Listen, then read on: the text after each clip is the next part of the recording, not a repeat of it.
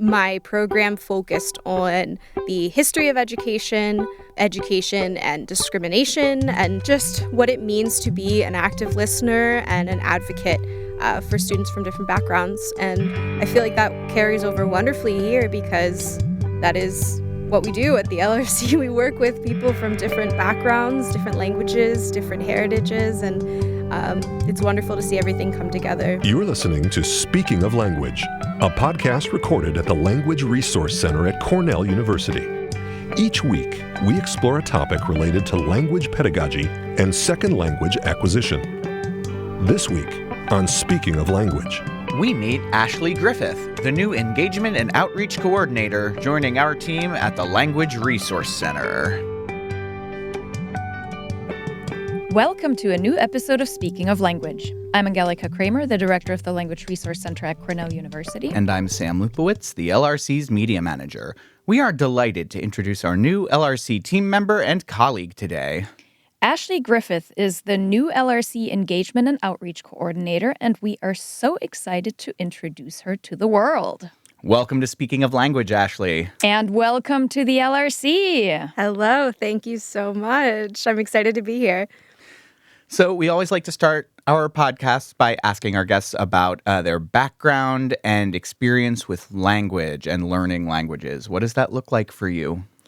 So I started my language journey in middle school. Luckily, the high school I went to had a strong enough language program. I was able to start in 7th grade. Nice. So I started learning German. Sehr That schön. was my choice because of family heritage. Meine Oma, my grandmother, was German, and she moved to the States in her early to late 20s. So it just felt like the right language to learn, and I stuck with it. Nice. All the way to my undergrad. I decided to major in German with a dual major in education, and I started teaching it at a high school in central Pennsylvania. Were there any other reasons why you were interested in becoming a high school teacher? Genuinely, no. I do. I love language and I love sharing it. And that was the main driving force. For me at the time, I felt like there were very limited options for a career within language. Teaching just felt like a natural pathway.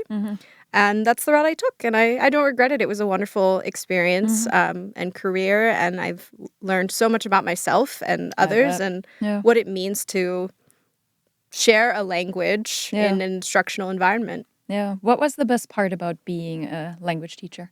The students. Yeah. Nice. Nice. Yeah. The good ones. Well, and in German, of course, there are only good ones. Oh, yes. That is. Obviously. Yeah. It's true, though. Ashley, you recently completed a Master in Education from York College of Pennsylvania with a specialization in diversity and resilience. Yes. Tell us more about this specialization and how this will translate into your role here at the LRC. Yeah. So I wanted to get my master's in education, being a teacher, but I ended up choosing the program I did at York College because it was close to home. It's right in my hometown. So I chose the Diversity and Resilience program because I thought that it would be helpful to increase the way that I have my understanding of working with students from different backgrounds. Sure.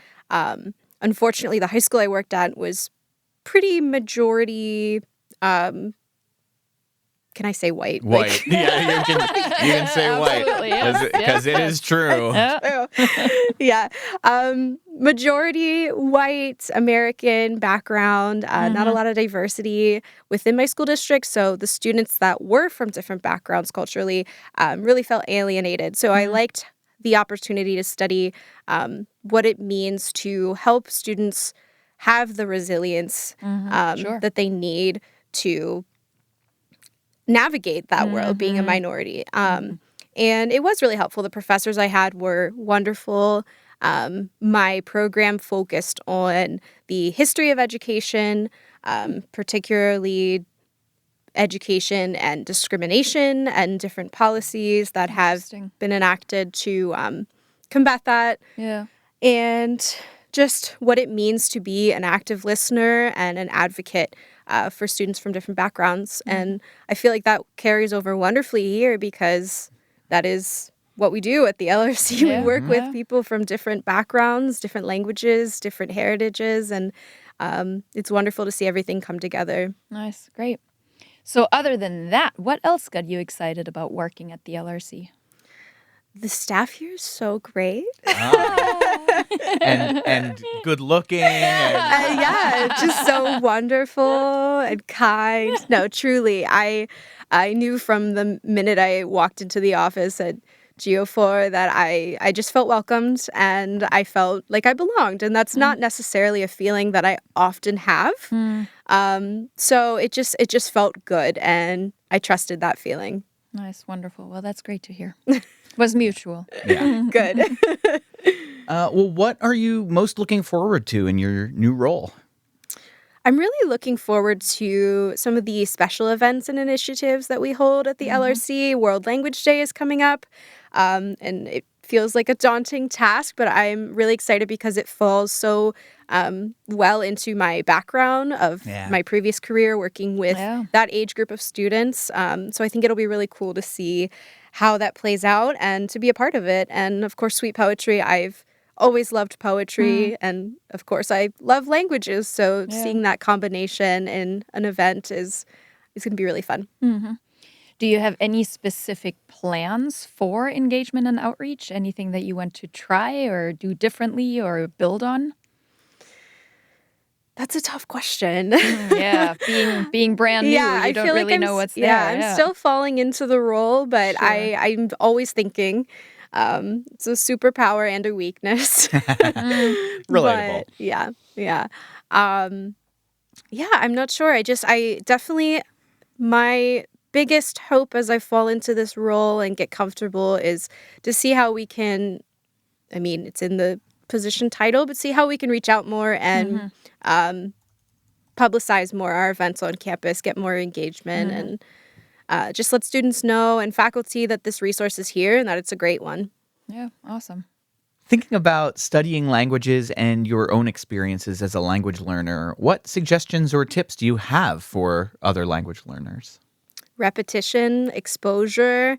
I have found that even for me, listening to authentic media is a huge thing. Watching a TV show or listening to a podcast, anything in the target language. I really appreciate music and I love music. So I have my German playlist that I will listen to. Yeah. And that's a great way for me to also keep up with my colloquial words because vocabulary is constantly changing. And, staying current is something that's hard when you're not in within the target language. Absolutely, yeah.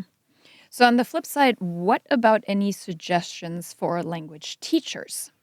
As a language teacher, it's important to know that language is about conversation.